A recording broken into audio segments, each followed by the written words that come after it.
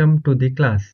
तो आज हम शीश आपके एक इम्पॉर्टेंट कॉन्सेप्ट के बारे में बात करेंगे, वेरिएबल्स और डेटा टाइप्स। बिना वेरिएबल्स और डेटा टाइप्स के कोई भी प्रोग्राम बनना मुश्किल है। इसलिए आप स्क्रीन पर देख सकते हैं, वेरिएबल प्लस डेटा टाइप से ही क्या बनता है, एक प्रोग्राम बनता है। चलते हैं हम बेसिक से वेरिएबल्स और डेटा टाइप्स के बारे में जानते हैं। तो फर्स्ट हम जानेंगे वेरिएबल्स क्या होते हैं। तो हम डेफिनेशंस देख लेते हैं। तो मतलब वेरिएबल्स का नाम जो है वो एक स्टोरेज लोकेशन होती है जो की वैल्यू को स्टोर करने के लिए मेमोरी में रिजर्व की जाती है। हम सरल शब्दों में कह सकते हैं कि वेरिएबल एक कंटेनर की तरह वर्क करता है जो कि एक मेमोरी में वैल्यू को स्टोर करता है ताकि हम उसे आगे यूज कर सकें और उसे मॉडिफाई भी कर सकें। तो वेरिएबल का सिंटैक्स क्या हुआ? तो सबसे पहले हम वेरिएबल के नेम के आगे वेरिएबल का डेटा टाइप लिखते हैं कि वह किस टाइप का है, और उस वेरिएबल का नेम मतलब हम इस वाली वैल्यू को उस लोकेशन पर रखते हैं। एग्जाम्पल के रूप में हम ये प्रोग्राम देख लेते हैं। यहाँ पर हमने 3 वेरिएबल बनाए हैं। पहला है ए, सेकंड है बी और थर्ड है नेम। तो जो पहला वेरिएबल है, पहला ए वेरिएबल है,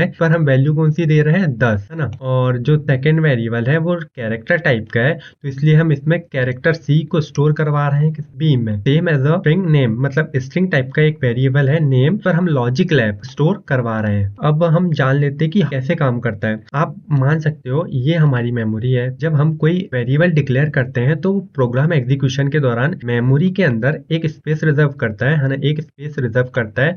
मान लो ये हमारा वो स्पेस रिजर्व हुआ। वो स्पेस रिजर्व किसके नाम पे होता है? वो ए वेरिएबल के नाम पे रिजर्व हुआ।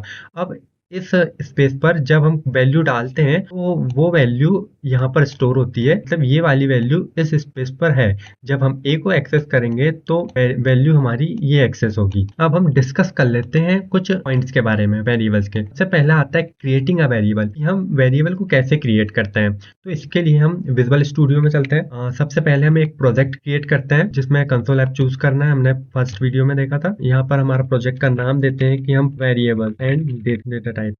तो ये हमारा फर्स्ट विंडो आ चुकी है, लेकिन बिकॉज विजुअल स्टूडियो एडवांस है इसके लिए इसमें क्लास और फंक्शन बनाने की जरूरत नहीं होती, ये ऑलरेडी डिफाइन कर देता है। लेकिन हम C# पढ़ रहे हैं तो इसलिए हम स्ट्रक्चर के साथ पढ़ेंगे। तो सबसे पहले हम एक क्लास बना लेते हैं, क्लास प्रोग्राम नाम की। के अंदर हम मेन फंक्शन बनाएंगे, public static void main string JS close. ये होता है मेन फंक्शन का बेसिक सिंटैक्स। तो इसमें हम किसी वेरिएबल को डिक्लेयर करेंगे, है ना। तो इंट ए ले लिए। हमने बता दिए कि एक वेरिएबल है जो ए है ना, ए नेम का है और जिसका डेटा टाइप क्या है, इंट है। तो इसलिए हम ये बोलेंगे declaration of N integer variable, है ना। अब हमने पहले पॉइंट की बात कर चुके हैं। अब हम बात करते हैं वेरिएबल इनिशियलाइजेशन, है ना। वेरिएबल में हम वैल्यू कैसे डालेंगे? तो वेरिएबल में वैल्यू डालने के लिए वापस चलते हैं अपन।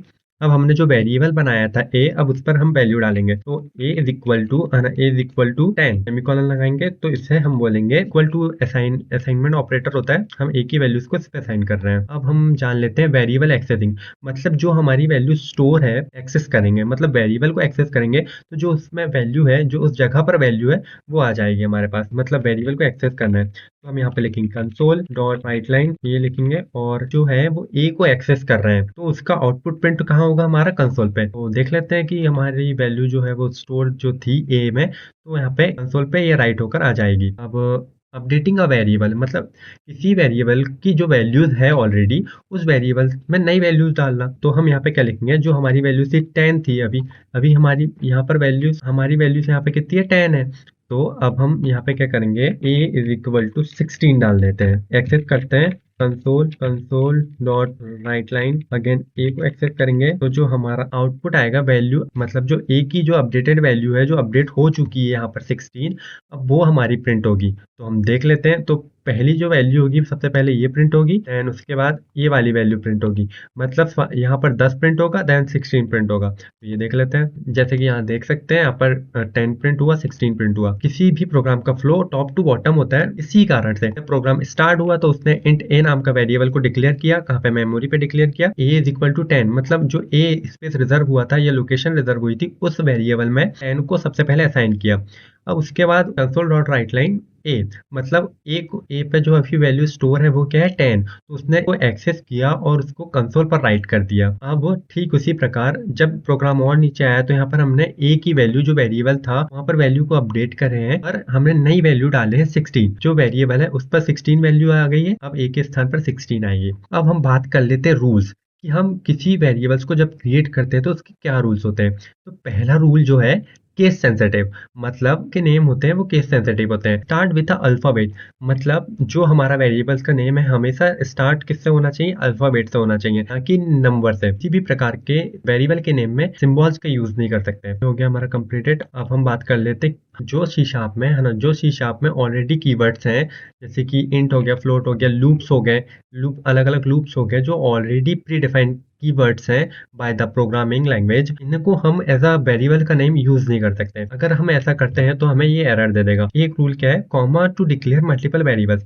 अगर हमें एक ही वेरिएबल मतलब एक ही बार डेटा टाइप लिखकर मल्टीपल वेरिएबल्स के लिए स्पेस क्रिएट करना है या बनाना है तो हम ये कॉमा का यूज करके कर सकते हैं, है ना। इंट टाइप का ए, बी और सी मल्टीपल वेरिएबल्स को डिक्लेयर कर रहे हैं और उन पर बारी बारी से वैल्यूज वैल्यूज दे रहे हैं। हमारा ए और बी सी है, मल्टीपल वेरिएबल्स डिक्लेयर हो गए हैं एक ही बार में। अब आता है नो स्पेस अलाउड, है ना, मतलब प्रोग्राम के बीच स्पेस नहीं होना चाहिए, सिर्फ हम अंडर स्कोर यूज कर सकते हैं। तो हमने वेरिएबल्स के बेसिक चीजों के बारे में जान चुका है। अब हम आगे बात करते हैं। तो अब आता है हमारा डेटा टाइप। तो डेटा टाइप क्या होता है, तो फर्स्ट हम डेटा टाइप की डेफिनेशन के बारे में बात कर लेते हैं। डेटा टाइप एक कीवर्ड है जो किसी वेरिएबल को स्पेसिफाई करता है कि वो किस टाइप की वैल्यू को स्टोर कर रहा है। वो इंटीजर नंबर स्टोर कर रहा है, या फ्लोट नंबर स्टोर कर रहा है, या फिर कैरेक्टर स्टोर कर रहा है, या कॉम्बिनेशन ऑफ कैरेक्टर को स्टोर कर रहा है। इसी के लिए हम डेटा टाइप्स कीवर्ड का यूज करते हैं ताकि वेरिएबल को स्पेसिफाई किया जा सके कि वो किस वैल्यू को स्टोर कर रहा है। ये जो होता है डेटा टाइप, ये ऑल्सो बताता है कि उस वेरिएबल को मेमोरी में कितने स्पेस रिजर्व करने की जरूरत है। बेसिकली सभी प्रोग्रामिंग लैंग्वेज के अनुसार एक डेटा टाइप्स को 3 कैटेगरी में डिवाइड किया गया है। पहली है प्रिमिटिव डेटा टाइप, सेकंड है डिराइव्ड डेटा टाइप, थर्ड है यूजर डिफाइंड डेटा टाइप। तो प्रिमिटिव डेटा टाइप्स क्या है? प्रिमिटिव डेटा टाइप्स ऐसे डेटा टाइप्स होते हैं जो प्रोग्रामिंग लैंग्वेजेस के द्वारा बिल्ट इन होते हैं पहले से ही, है ना, पहले से ही डिक्लेयर होते हैं। इन्हें हम बेसिक्स या फंडामेंटल डेटा टाइप्स कहते हैं और इन्हीं डेटा टाइप्स पर बेस्ड बाकी सारे डेटा टाइप्स होते हैं। अब प्रिमिटिव डेटा टाइप्स के एग्जांपल में क्या है, इंट है, फ्लोट है, बुल है, कैर है, डबल है ना। अब सेकंड आता है derived data type. Derived data type क्या होता है? डिराइव्ड डेटा टाइप एक ऐसा डेटा टाइप होता है जो प्रिमिटिव डेटा टाइप से मिलकर बना होता है। एरे हो गया, पॉइंटर हो गया, रेफरेंस हो गया, है ना। अब यूजर डिफाइंड डेटा टाइप क्या होता है? यूजर डिफाइंड डेटा टाइप ऐसा डेटा टाइप होता है जो प्रोग्रामर अपनी इच्छा के अनुसार या अपनी जरूरत के अनुसार बनाता है ताकि वो अपने प्रोग्राम को एक स्ट्रक्चर वे में रख सके या स्ट्रक्चर के रूप में कन्वर्ट कर सकते हैं। जिसके अंदर एग्जांपल आते हैं, स्ट्रक्चर आता है, यूनियन आता है, क्लासेस आती है। तो इनको हम एक एक कर आगे बहुत अच्छे से पढ़ने वाले हैं। तो अब हम बात करते हैं, पॉइंट आता है, लेकिन सी शार्प में डेटा टाइप्स को मेमोरी लोकेशन के आधार पर भी क्लासिफाइड किया गया है, मतलब बांटा गया है। तो मेमोरी लोकेशन के आधार पर सी शार्प में 3 कैटेगरी में इसे डिवाइड किया गया है। पहला आता है value type, second reference type, third आता है पॉइंटर टाइप। फर्स्ट हम जान लेते हैं वैल्यू टाइप। वैल्यू टाइप क्या होता है? वैल्यू टाइप का मतलब जो वेरिएबल है हमारा वो एक डायरेक्ट वैल्यू को स्टोर करता है ना, डायरेक्टली उस जगह पर वैल्यू को स्टोर करता है। मान लो ये हमारी मेमोरी है जिस पर जब हमने वेरिएबल को डिक्लेयर किया तो उसने मेमोरी में एक स्पेस रिजर्व किया। अब उस रिजर्व स्पेस का वेरिएबल का नाम दिया हमने ए। तो ये जो है ये इंट टाइप का वेरिएबल है। तो ये जो वेरिएबल इंट टाइप का है वो यहाँ पर डायरेक्टली जो भी हम वैल्यू देंगे वो इस स्पेस पर स्टोर होगी। जो हम 10 वैल्यू दे रहे हैं वो डायरेक्ट इस स्पेस पर स्टोर होगी। इसे हम बोलते हैं वैल्यू डेटा टाइप्स, मतलब जो डायरेक्टली उस स्पेस पर वैल्यू को स्टोर करे। वैल्यू डेटा टाइप हो गया। इस पे मेमोरी लोकेशन क्या होती है? स्टैक होती है, जिसके अंदर आता है इंट आता है, एग्जाम्पल में फ्लोट आता है, बुल आता है और कैरेक्टर आते हैं। और फिर आता है सेकंड कैटेगरी में रेफरेंस टाइप, है ना। रेफरेंस टाइप क्या होता है? रेफरेंस टाइप में जो हम वेरिएबल बनाते हैं पर वेरिएबल का डेटा नहीं होता है लेकिन वेरिएबल का एड्रेस होता है कि वो कहाँ पर है, क्योंकि वो जो रेफरेंस डेटा टाइप्स का डेटा होता है वो हीप में स्टोर होता है। उसका यूज इसलिए किया जाता है ताकि ताकि जो मेमोरी है वो डायनेमिकली एलोकेटेड हो सके, कारण से रेफरेंस टाइप का यूज किया जाता है। जिसके अंदर आते हैं एग्जांपल में स्ट्रिंग, क्लासेस, एरे। को समझते हैं कि रेफरेंस टाइप हुआ क्या। जैसे कि ये हमने देखा था, लेकिन अगर वो वेरिएबल एक स्ट्रिंग टाइप का है ना, एक स्ट्रिंग टाइप डिक्लेयर किए जो क्या है, स्ट्रिंग टाइप का है, ये उसने स्पेस बनाया मेमोरी में। तो इस स्पेस पे मान लो हमारा वेरिएबल क्या है, एन नाम का कोई वेरिएबल है जो एक स्ट्रिंग टाइप का है। तो ये जो वेरिएबल है यहाँ पर वैल्यू जो है वो स्टोर नहीं होगी डायरेक्ट। यहाँ पर जो वैल्यू है वो कहीं और हीप में स्टोर होगी, मान लो इधर कहीं स्टोर होगी, और उस हीप का, है ना, और उस हीप का हमको यहाँ पर ओनली एड्रेस मिलेगा। यहाँ पर क्या होगा? एड्रेस स्टोर होगा। जब वेरिएबल को एक्सेस करने की बारी आएगी तो सबसे पहले हमारा कंपाइलर यहाँ जाएगा और यहाँ से एड्रेस उठाएगा और उस एड्रेस के थ्रू वो अगर वैल्यू जहां पर है वहां पर जाएगा। ऐसे वर्क करता है रेफरेंस डेटा टाइप। अब आती है pointer type.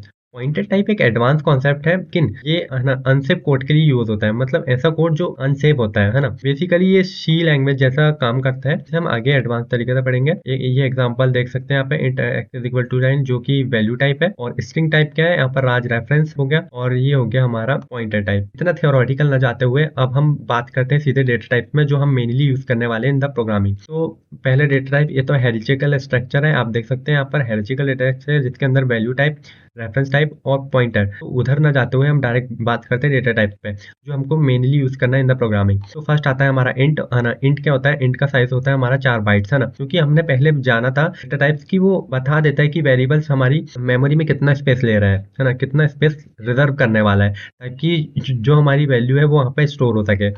Integer whole number को स्टोर करता है, और इसकी रेंज -2 की पावर 31 टू की पावर 31 -1 होती है ना। इंटीजर एक 32 बिट है। अब आते हैं long data type. Long data type क्या होता है? 8 बाइट्स लेता है मेमोरी में स्पेस करने को, ये होल नंबर को स्टोर करता है, और इसकी रेंज होती है -2 की पावर 63 टू की पावर 63 -1 तक। ये इंट का डबल होता है, क्योंकि लॉन्ग जो होता है वो 64 बिट टाइप होता है।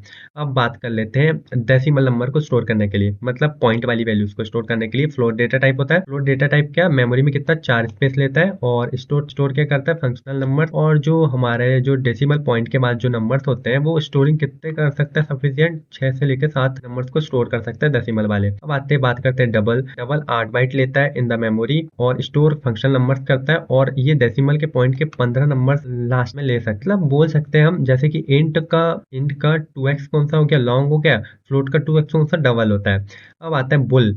बुल एक डेटा टाइप है जो कि ट्रू फॉल्स पर वर्क करता है, ओनली 1 बाइट लेता है और ट्रू फॉल्स पर वर्क, वैल्यूज पर वर्क करता है। अब आता है कैरेक्टर। कैरेक्टर 2 बाइट्स लेता है, देखो 2 बाइट्स लेता है। बेसिकली ये अलग अलग प्रोग्रामिंग लैंग्वेज में अलग अलग साइज होता है। सी शार्प लैंग्वेज में ये 2 बाइट्स लेता है, और स्टोर ओनली सिंगल कैरेक्टर को अपने अंदर लेता है, और surrounded by the single quotes, है ना, और जिसे सिंगल कोट्स के अंदर लिखा जाता है। स्ट्रिंग क्या होता है, 2 बाइट पर कैरेक्टर लेता है, और store a sequence of character, है ना, मतलब ये कैरेक्टर को ऐसा सीक्वेंस में स्टोर करता है ना। तो हमने बेसिकली डेटा टाइप्स के बारे में जान लिया। अब हम आगे चलते हैं। सी शार्प के 3.0 वर्जन में एक नया वेरिएबल इंट्रोड्यूस हुआ, इसको लिखते हैं हम वर। डेटा टाइप का यूज करके हम किसी वेरिएबल में वैल्यू को असाइन कर रहे हैं, तो ये डायरेक्टली मतलब किस टाइप की वैल्यू को स्टोर कर रहा है उस टाइप में कन्वर्ट कर देता है ऑटोमेटिकली। यहाँ पर आप एग्जाम्पल में देख सकते हैं, जैसे कि वर x इज इक्वल टू 10, तो ये बता क्या रहा है कि ये इंटीजर का है। वर नेम इज इक्वल टू राज, तो ये बता क्या रहा है, स्ट्रिंग है। मतलब हम ये वैल्यू से पता कर ले रहे हैं कि किस टाइप की वैल्यू वेरिएबल में स्टोर हो रही है। इसने फ्लोट समझ लिया इसको। अब हमने जान लिया सभी डेटा टाइप्स के बारे में। अब हम जान लेते हैं डेटा टाइप के कन्वर्जन के बारे में। Conversion between the data types, मतलब डेटा टाइप में कन्वर्जन, हम एक डेटा टाइप से दूसरे डेटा टाइप में कैसे जा सकते हैं। ये 2 प्रकार के होते हैं। पहला होता है इम्प्लिसिट कन्वर्जन, सेकंड होता है एक्सप्लिसिट कन्वर्जन। तो इम्प्लिसिट कन्वर्जन क्या होता है, जो ये ऑटोमेटिकली कन्वर्जन होता है जब हम किसी स्मॉल डेटा टाइप से लार्ज डेटा टाइप कन्वर्ट करते हैं, तो उसे इम्प्लिसिट कन्वर्जन कहता है। मतलब इसमें हमको बताने की जरूरत नहीं होती कि हमको किस में कन्वर्ट करना होता है, वो ऑटोमेटिकली कन्वर्ट कर देता है। फर्स्ट हमने इंट नाम का एक वेरिएबल है a इक्वल टू 10 बेस करें, और इसको डबल नाम का वेरिएबल बनाए, डबल नाम का एक वेरिएबल बनाया, b इक्वल टू उस पर एक बार साइन किया, और कंसोल करके तो डॉट राइट लाइन करके b को प्रिंट करवा दिया। यहाँ पे क्या होगा, जो a है, a की वैल्यूज है वो बुल डेटा टाइप पे कन्वर्ट हो जाएगी, है ना, और एनी डेटा लॉस। और लेकिन जो एक्सप्लिसिट कन्वर्जन होता है वो मैनुअली यूजर खुद करता है कि किस टाइप में डेटा टाइप को किस टाइप में कन्वर्ट करना है। यहाँ पर एग्जांपल दिया, कोई डबल है, डबल एक्स वेरिएबल है और 3.14 उसकी वैल्यूज है, उसको वो इंट में कन्वर्ट करना है, किसमें, इंट टाइप में कन्वर्ट कर रहा है। लेकिन उसको बताना पड़ रहा है यहाँ पर कि वो इंट टाइप में कन्वर्ट करना चाहता है, और इसमें पॉसिबल है कि डेटा लॉस हो, क्योंकि ये लार्जर टू स्मॉल वर्क करता है ना। यहाँ पे मिसप्रिंट हो गया, सॉरी। अब यहाँ पे देखते हैं एक्सप्लिसिट कन्वर्जन, है ना। एक्सप्लिसिट कन्वर्जन में मान लो हमारा डबल है, इसका नाम देते हैं ए एक्स, है ना। x इज इक्वल टू, इस पे हम 35 स्टोर करवा रहे हैं। इस डेटा टाइप को हम कन्वर्ट कर रहे हैं इंट में। इंट नाम का एक वेरिएबल बाय बनाए हैं, जिस पर हमको यहाँ पर बताना पड़ेगा, जब इंट करके बताना पड़ेगा, यहाँ पर हमको इंट लिखकर बताना पड़ेगा कि हम जो डबल टाइप का x वेरिएबल है उसको हम इंट टाइप में कन्वर्ट कर रहे हैं। फिर जब भी हम, है ना, लार्ज वाले डेटा टाइप से स्मॉल डेटा टाइप पर जाते हैं तो डेटा लॉस हो जाता है। जैसे कि इंट पे क्या होगा, है ना, यहाँ पे हम प्रिंट करवा के देख लेते हैं बायो को 3 आया, लेकिन वैल्यू एक्चुअली डबल पे स्टोर कितनी थी 3.15। जब तो इस पे डेटा लॉस पॉसिबल है एक्सप्लिसिट कन्वर्जन में। तो थैंक यू, आज की क्लास में हमने वेरिएबल्स और डेटा टाइप्स के बारे में जाना। अब हम आगे अगली क्लास में मिलते हैं और सीखते रहिए, सिखाते रहिए। धन्यवाद।